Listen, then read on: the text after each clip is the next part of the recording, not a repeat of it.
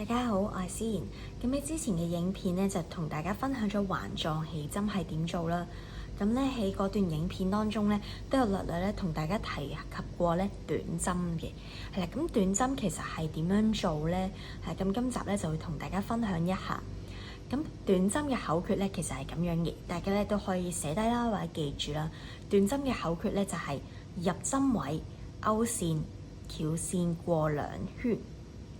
入針位勾線翹線過兩圈，係啦。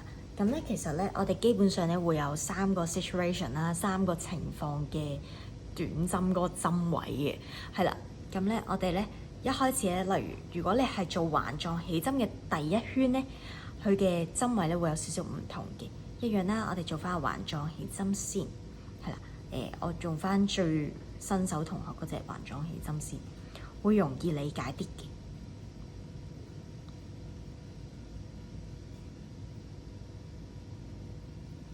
咁咧，當我哋咧，例如有一個圈圈嘅時候咧，我哋咧要開始做呢個環狀起呢個嘅短針喎。咁我哋點做咧？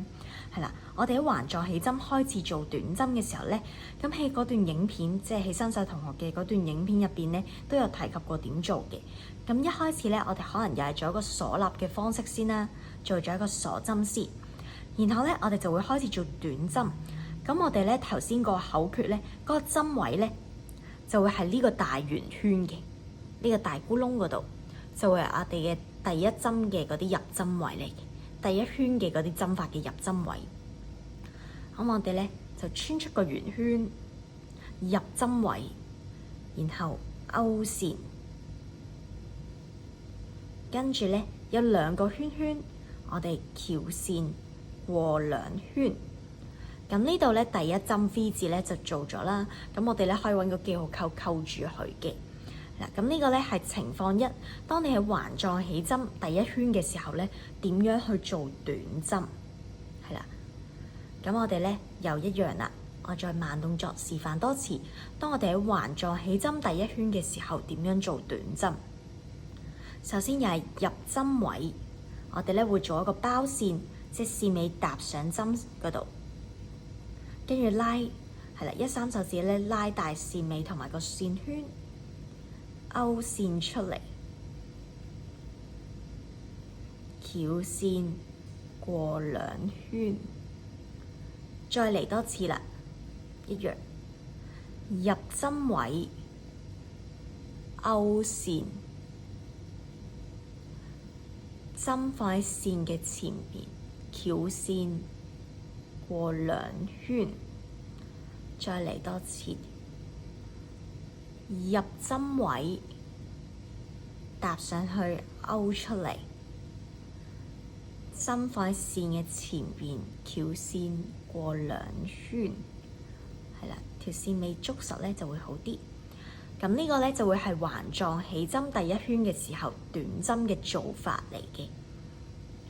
咁然後咧，如果當我哋係做片織啦，片織咧即係1寸嘅鎖針開始嘅。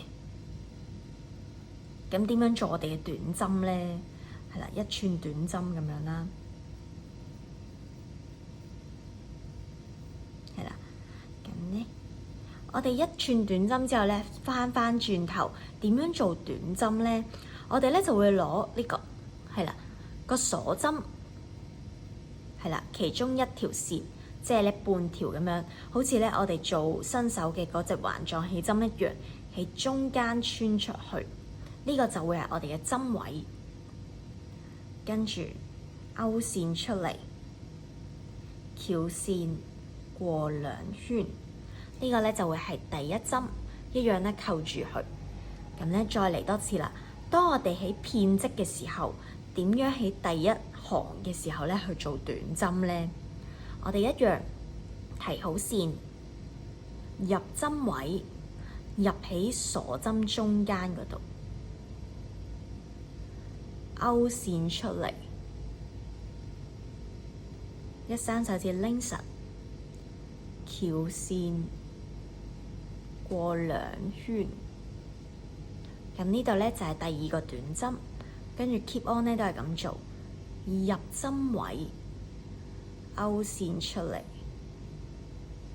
翹線過兩圈，係啦。咁第三個針位啦，就係咧一般情況下，除咗第一圈之外咧，其實基本上咧都係呢一個情況嘅啫。咁當我哋咧可能做下嘅時候咧，而家要做短針喎，咁點做咧？一樣都係套用翻個口訣，提好條線之後入針位。今次嘅針位咧就會係呢啲 V 字，係啦。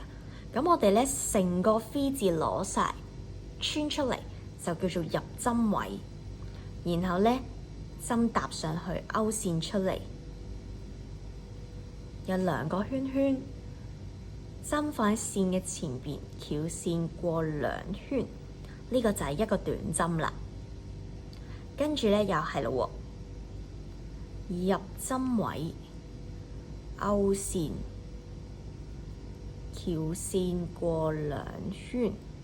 我再慢少少，係啦。咁大家咧呢個咧就會係第三個情況啦，即係一般情況就係由可能第二行啊、第二圈開始啊，都係咁樣做嘅啫。就係入針位，成個 V 字攞晒，勾線出嚟，翹線過2圈。咁呢個咧就係一個短針啦。咁所以 total 咧，其實基本上咧，我暫時諗到啦，應該咧係得3種情況嘅針位嘅啫。係啦，咁第一種咧就係環狀起針嘅時候，嗰個入針位咧就會喺嗰個大咕窿嗰度。咁第二種咧就係片織嘅時候咧，就會喺鎖針中間嗰度入針位。而一般情況下咧，就會係成個針位攞晒嘅，成個 V 字係啦。咁當然啦，之後咧你可能會遇到其他針法嘅前半針啊、後半針，咁你個針位咧又會有啲唔同，但係咧佢個口訣都一樣，就係入針位，勾線出嚟，翹線過2圈，係啦。咁呢個咧就係短針嘅口訣啦。咁跟住落嚟咧就會同大家分享咧其他針法嘅口訣嘅。